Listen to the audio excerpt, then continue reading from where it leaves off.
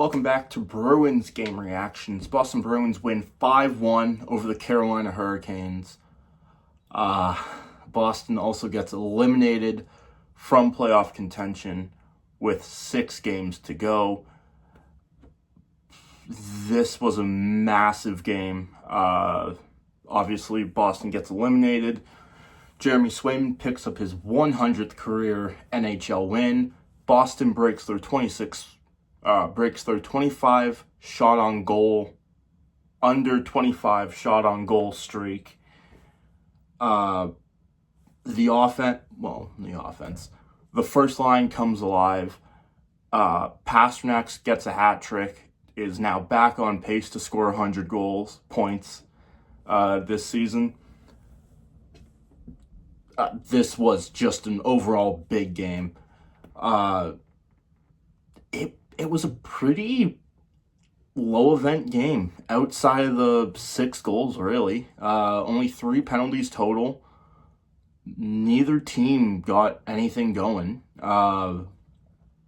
Actually took until the final minutes of the, oh boy, not my best, of the first period before we finally got a goal, and Boston ends up leveraging 2 in that time span. Morgan Geekie gets his 28th of the year with just a wicked wrist shot. He's probably going to hit 30. Pastrnak obviously just hit 40. Pastrnak picks up his 53rd assist on this goal. Henry Jokiharju has the puck in his own zone, passes it off to Nikita Zadorov, just trying to get the puck off his stick, get it away from him. He was being pressured by a Canes forward. Zadorov finds Pastrnak just standing in the neutral zone, and Pasternak's able to get that puck up to Morgan Geekie, and Geekie is given a ton of time and space and is able to walk right into the Canes zone and take a shot from the far dot. Wow. Beating Freddie Anderson like that, just a great shot, perfectly placed. I don't even know what else to say about that. Yeah, Freddie looked pretty good in this one. But the goals that he allowed, he looked really bad on them. Swayman puts up a 9.75. That Canes goal came with 2 minutes left in the game. It was basically a shutout. Unfortunately, it's not going to register as one, but 40 shots on goal for the Canes, 1 goal. You want to talk about Swayman playing his ass off. That's exactly what he did. Overall, though, the first period was really quiet. I believe there was a penalty in the first period, but it wasn't, like I said, the 3 penalties were not very effective for either team. This next goal, Elias Lindholm is completely forgot. Fraser Minton gets into his first Bruins hockey game today. Played pretty good for a third-line role. I didn't hate the way he played. He was very noticeable up and down the ice, I thought. Didn't register a point. Fabian Lysell almost got a goal. Elias Lindholm gets his 15th goal of the season. Morgan Geekie picks up his 19th assist, hit 20 in this game. And Pastrnak picks up his 54th assist of the season. This was just a great goal. Kind of had the Canes scrambling there with in the final minute. This coming with 13 seconds left. David Pastrnak has the puck at the far dot. He kind of half efforts it to Morgan Geekie, who's just on the inside portion of the far dot, almost in the high slot area. Morgan Geekie passes it right back to him as Pasternak's skating by to go down to almost like a bumper position at 5-on-5. And Pastrnak finally gets there, basically to the goal line, puts it on net, and Elias Lindholm's there, and he taps it in, buries it, and makes it 2-0 Boston late in the period, and that's when you start thinking that this game might be different. Boston's been able to score first, but then more often than not, they've given up the next goal, if not next multiple goals. I don't even know what to say about this one. This was just a great goal, great positioning by Lindholm. Pasternak, though, amazing skill. Skill's not even the right word. Amazing chemistry to know right where your team's going to be and how to work yourself around that. I don't think Freddie was expecting a pass from Pasternak there. I think he was fully expecting a shot. You never know with this guy. I mean, he's got 54 assists, 40 goals now. Anything can happen, honestly. Yeah, that was just a great goal. 13 seconds left in the first period. We head into first intermission. Boston's up 2-1. Let's see what they can do in the second. And boy, the Canes came out firing in the second. They did end up outshooting Boston through the first period. Took over. Absolutely took over in the second period.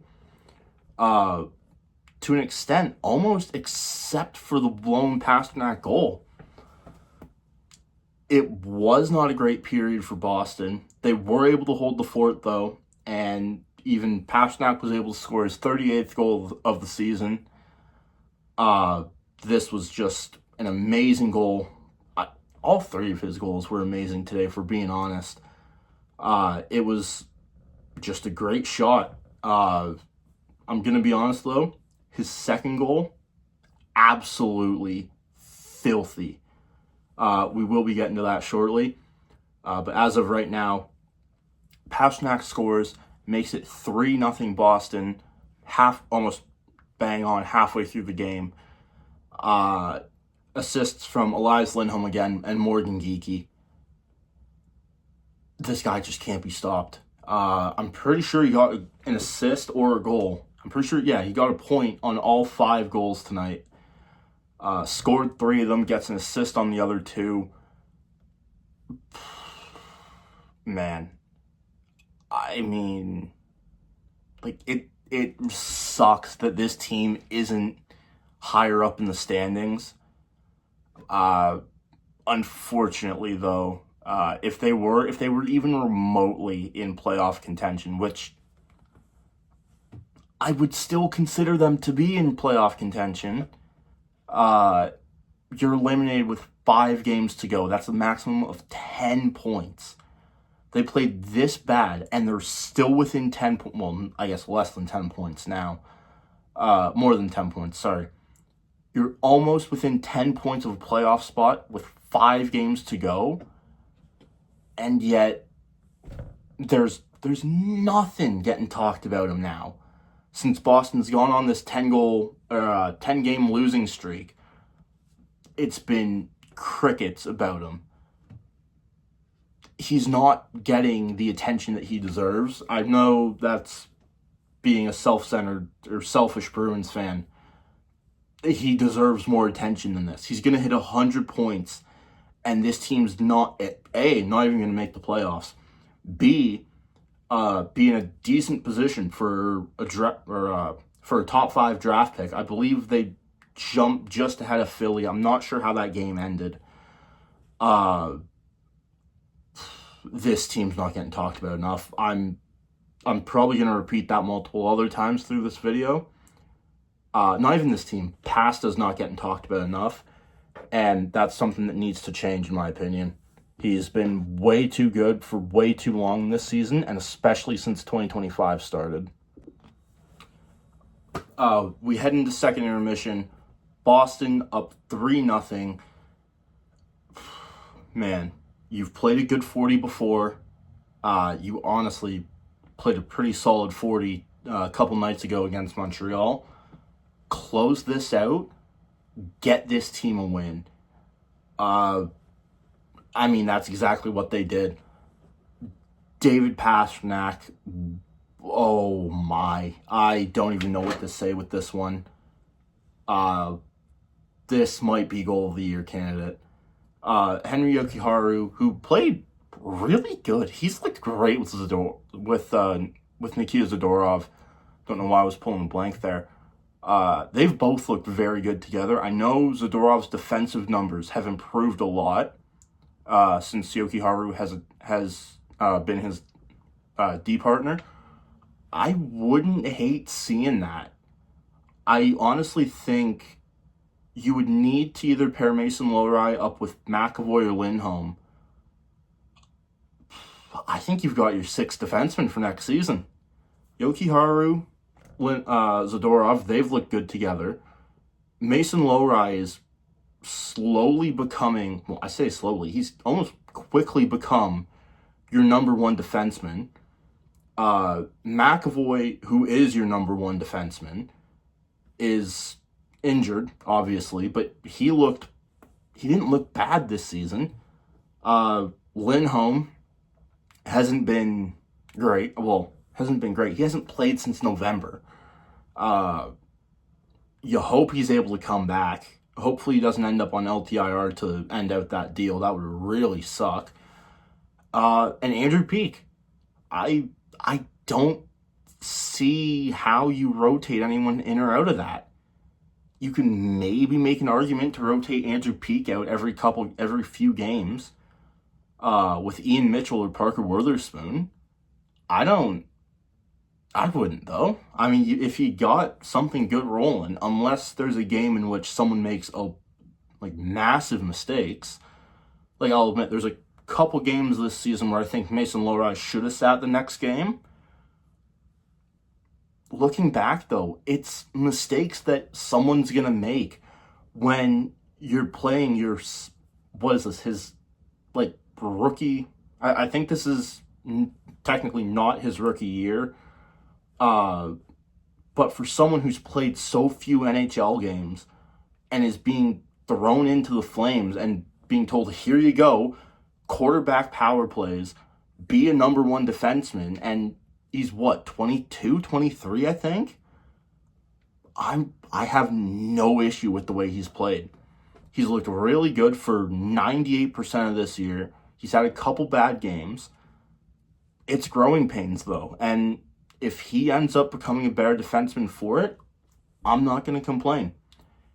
I would love to see those 6 guys get rotated in and out. Not even rotated in and out. Just find a way that those 6 guys work. You know Zadorov, Yokiharu works. Keep those guys together.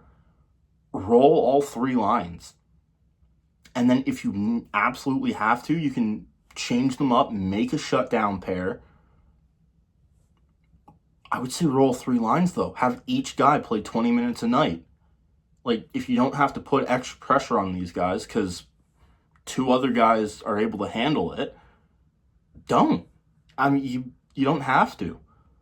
Obviously, you hope that McAvoy and Lindholm come back next season fully healthy. It still sounds like McAvoy might be coming back this season. I think that's absolutely crazy. If those are your 6 guys, I'm not gonna blink twice at it. Those 6 are incredibly great players. Especially, like I've said, Yokiharu, I really feel like Boston kind of robbed Buffalo on that one. He's looked really good with Zadorov. And a lot of people didn't like Zadorov when he came here initially. Those comments have really quieted down since the trade deadline. I don't know if it's because people wanted him traded and they just kind of gave up on it. I think Zadorov has taken massive steps, especially in these past few games since the trade deadline. And again today, they were the number 1 line. They were there to shut Carolina down at almost every turn. I loved it, honestly. It was great shutdown defenseman play. And obviously, you're not going to get a ton of offense, but Henry Yokiharu played really well and was pretty good offensively, even though he didn't record a point in this game. He deserved to, arguably. Unfortunately, that's the way it works. Sometimes you do the work for the team, and you don't get rewarded with something, unfortunately. David Pastrnak makes this a 5-0 game with 5 minutes left in the third period. Man, I mean, Pastrnak has had Freddie Anderson's number really since he entered the league, and Anderson was with Toronto. It was obviously Pastrnak has ran the Bruins show in the playoffs. He's dominated against Freddie Anderson in the past. You think back 2018, 2019 in particular, he's looked great against Frederik Andersen. He hasn't ever really had a bad game against him, I don't think. Not off the top of my head. And the third goal on this one is absolutely nasty. Puts him at 40 goals on the season. Mason Lowride picks up his 27th assist of the season. Is that? Okay, I guess that's right, yeah. Morgan Geekie gets his 22nd of the season with a great goal that starts in Boston's zone. Mason Lowride tips the puck to Morgan Geekie, and Jacob Slavin, and I don't know who number 8 is on the Canes, but they try to get back, but before they can, it's Pastrnak, Geekie, and Lowride, all 3-on-2, going back the other way, and Lowride Geekie are able to pull off both Canes defenders, leaving Pastrnak wide open. That's probably not a great idea. Geekie has the puck coming down the wing, sees Pastrnak wide open across the ice, passes it to him, puck gets through right onto Pasternak's stick, and he's able to just absolutely destroy Freddie Andersen on this one. Puts it past him, makes it 5-0 Boston, 5 minutes to go. You're thinking that's the game. I mean, it was. 55 seconds left. Justin Robidas gets his first career NHL goal, I believe. Man, I mean, it's a garbage time goal. You hate to see it. It wasn't on an empty net. Man, that sucks for Swayman, though. Played 59 minutes, 5 seconds of immaculate hockey. And unfortunately, one sneaks by him. I don't even know what to say for that one, honestly. It sucks. I mean, it really does. Yeah. I mean, that's just that's someone on the bench jinxed the goalie, and yeah. 55 seconds left. Justin Robidas picks up his first career NHL goal. Shane Gostisbehere and Scott Morrow, I think it's Scott Morrow, pick up the 2 assists on that one. That's it, though. It's too late. 55 seconds left in the game. I mean, with Boston, you never know. This one you kind of knew, though. And that's it. That's the game. 5-1 Boston final. Puts up 14 less shots than the Carolina Hurricanes. They find a way to win. Pastrnak finds a way to win. And first half of back-to-back, that's important to note. Canes were on a second half of a back-to-back. No, I mean, I think the Canes are first in the division. Second in their division. Shouldn't. A second half of a back-to-back shouldn't mean this for you. Boston, quite frankly, dismantled Carolina. I don't have complaints about anyone. Fraser Minton played a great game for his first career game. first career game as a Bruin, not his first NHL game. Fabian Lysell, like I said, he had a chance, came so close to scoring, just couldn't quite bury it. The top line absolutely lit up Freddie Anderson. Man, I mean, I loved this game start to finish. It was very solid all around. That's honestly going to do it for this one. Thank you all so much for watching. Click like if you like. Click subscribe if you enjoyed. I will be in attendance for the Sabres game tomorrow. The video is going to be up a bit later. Might even be Monday morning. Let's hope Boston can go 4 for 4 here.